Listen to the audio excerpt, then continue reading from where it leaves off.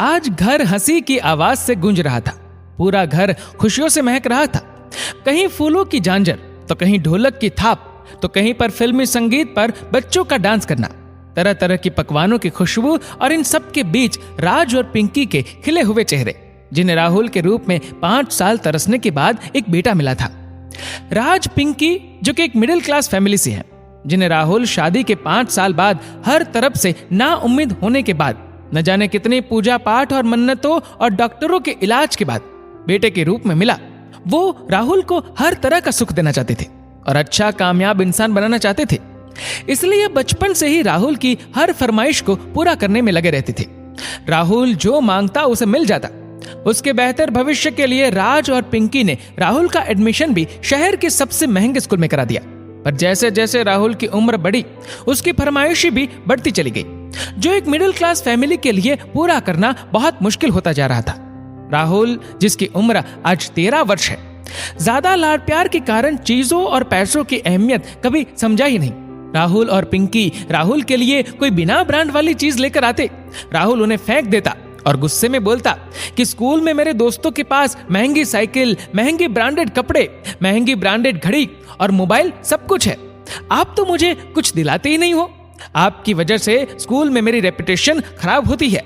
राज और पिंकी राहुल को बहुत समझाने की कोशिश करते कि बेटा, अगर स्कूल में अपनी अच्छी रेपुटेशन बनानी है तो क्लास में सब बच्चों के साथ अच्छा व्यवहार करो, स्पोर्ट्स में, स्कूल में अच्छे नंबर लाओ, तब तुम्हारी असली पहचान बनेगी, ना कि ब्रांडेड चीजों से। पर राहुल का इन सब बातों पर कोई असर नहीं होता। राज और पिंकी दोनों राहुल के व्यवहार से बहुत परेशान थे। दोनों ने राहुल के बारे में बहुत लोगों से बात की, राहुल को प्यार से समझाया और डांटा भी। मतलब एक माँ बाप जो कर सकते थे वो सब कुछ किया, पर कोई नतीजा नहीं निकला। राहुल की फरमाइशें और बदतमीजी दिन पर दिन उम्र के साथ बढ़ती जा रही थी। आज दिसंबर के महीने का आखिरी हफ्ता था। ठंड अपने पूरे जोरों पर थी। इतनी कड़ाके की ठठुरती हुई मानो हाथ पैर सुन पड़कर चींटियां सी दौड़ रही हो पूरे शरीर में। आसमान में सिर्फ कोहरा और धुंध के अलावा और कुछ नजर नहीं आ रहा था। इस ठंड में राज ऑफिस से घर आकर ठिठुरता हुआ अपनी हथेलियों को रगड़ते हुए बस बैठा ही था। राहुल की फरमाइश आ गई कि मार्बल सीरीज की एक नई मूवी रिलीज हुई है, जो मुझे आज ही देखने जाना है। राज ने राहुल को हल्के गुस्से और थोड़े प्यार से समझाने की बहुत कोशिश की कि बाहर बहुत कड़ाके की ठंड है, कहीं तुम बीमार ना हो जाओ, और मैं भी अभी ऑफिस से आया हूँ, थका हुआ हूँ। पिंकी ने भी राहुल को समझाने की कोशिश की, संडे की दोपहर को आराम से चलेंगे और मूवी देखेंगे। पर राहुल ने तो पूरे घर में कोहराम मचा दिया। संडे में तो अभी 5 दिन बाकी है, मैं अपने दोस्तों के साथ मूवी के बारे में क्या डिस्कस करूंगा? स्कूल में दोस्तों के बीच मेरी इंसल्ट हो जाएगी। अपना पूरा कमरा अस्त व्यस्त कर मुंह फुलाकर बैठ गया। शायद माँ बाप की सबसे बड़ी कमजोरी उनके बच्चे ही होते हैं। ना चाहते हुए भी मूवी देखने गए। मूवी देखने के बाद राहुल ने अपने खाने के लिए बर्गर और पिज्जा भी पैक कराया और घर की तरफ चल पड़े। घर लौटते लौटते करीब 11:30 हो गए। ठंड अपने पूरे जोरों पर थी।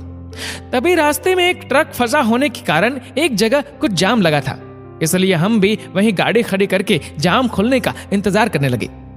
ठंड इतनी ज्यादा थी कि गाड़ी में अगर हीटर न चले तो कुल्फी ही जम जाए। तभी मेरी नजर राहुल पर गई। वो बहुत बेचैनी से गाड़ी की खिड़की के बाहर लगातार देखे जा रहा था। मैंने राहुल से पूछा, क्या हुआ? राहुल ने एक छोटे बच्चे की तरफ इशारा किया, जो कड़ाके की ठंड में एक फटी हुई चादर में अपने को समेटते हुए ठंड से अपने आप को बचाने की कोशिश कर रहा था। राहुल की आंखें ये सोचकर डबडबाने लगी थी कि मैं घर में बिना कुछ सोचे समझे कितने नए नए सामानों को ऐसे ही तोड़ देता हूँ या फेंक देता हूँ, और एक ये बच्चा है जिसके पास सर्दी से बचने के लिए एक कंबल भी नहीं है। न जाने दुनिया में ऐसे और कितने बच्चे होंगे। राहुल गहरी सोच में डूबा हुआ था कि अचानक कोई अपना जूठा खाना फुटपाथ पर रख देता है। खाने को देखकर वह बच्चा खाने की तरफ लपका। तभी राहुल जोर से चिल्लाते हुए कहता है, नहीं, तुम इसे मत खाओ। तुरंत गाड़ी से उतरकर राहुल जो खाना अपने लिए लाया था वह उस बच्चे को दे देता है। राहुल अपने पापा से कार की डिक्की में रखे कंबल को भी उस बच्चे को देने के लिए बोलता है। राज राहुल का बदला और अच्छा रूप देखकर तुरंत डिक्की खोलकर वह कंबल उस बच्चे को दे देते हैं। तभी गाड़ियों का जाम खुल जाता है और हम भी घर की तरफ चल पड़ते हैं। घर आकर एक मासूम बच्चे की तरह राहुल हम दोनों के गले लग जाता है। बचपन से लेकर अब तक की अपनी हर बदतमीजी और गलती की माफी मांगते हुए फूट फूट कर रोता है। आज उसके आंसू में उसका पश्चाताप साफ नजर आ रहा था। राज और पिंकी दोनों की आंखों में आज खुशी के आंसू थे। उस दिन की बात से राहुल एक समझदार बच्चे की तरह व्यवहार करने लगा। अपने हर चीज को, हर सामान को तरीके से रखना सीख जाता है।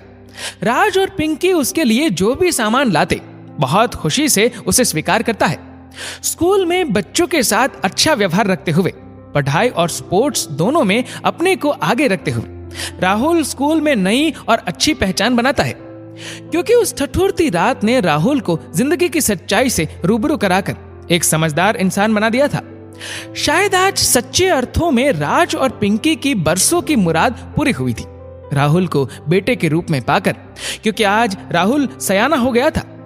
छोटे बच्चे एक कच्ची मिट्टी के घड़े की तरह होते हैं, जिन्हें अगर सही मार्गदर्शन मिले तो एक सुंदर भविष्य का निर्माण कर सकते हैं। दोस्तों, आपके इस वीडियो के बारे में क्या राय है, नीचे कमेंट करके जरूर बताएगा।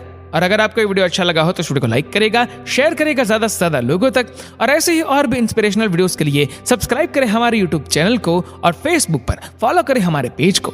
धन्यवाद।